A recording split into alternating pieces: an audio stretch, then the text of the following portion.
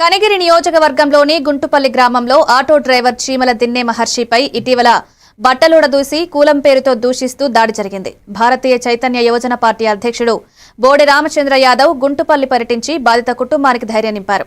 ఈ దాడిపై కూటమి ప్రభుత్వానికి అవగాహన సమస్యకు తక్షణ పరిష్కారం కోరారు.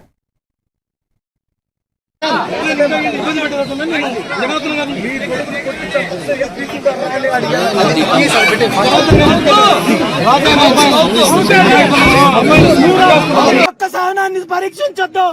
మేము అడ్డం తిరిగితే మీ యంత్రాంగము, మీ అధికారము ఈ రాష్ట్రం నుండి తరిమి కొట్టే రోజులు వస్తాయని చెప్పి ఈ సందర్భంగా తెలియజేస్తూ ఖచ్చితంగా బాధితుడికి న్యాయం జరిగేంత వరకు బీసీవై పార్టీ పోరాటం చేస్తుంది. చట్ట ప్రకారం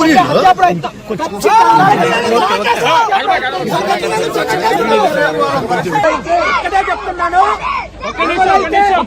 సంఘటనకు పాల్పడ్డారు వాళ్ళని కఠినంగా శిక్షించేంత వరకు మళ్ళీ ఇలాంటి సంఘటనలు పునరావృతం అయితే తరిమి కొట్టే రోజులు వస్తాయని చెప్పి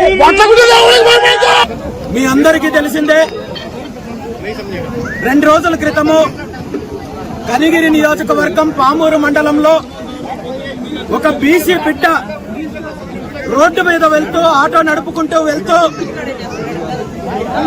ఒక చిన్న తప్పు జరిగిందని అతన్ని అధికార పార్టీకి సంబంధించిన వ్యక్తులు 20-30 మంది పట్టపగలు నడి రోడ్డు పైన బట్టలు తీసేసి స్తంభానికి కట్టి 2-3 గంటల పాటు విచక్షణ రహితంగా దాడి చేస్తే ఈ సంఘటనకు సంబంధించి ఇప్పటి వరకు బాధ్యులపైన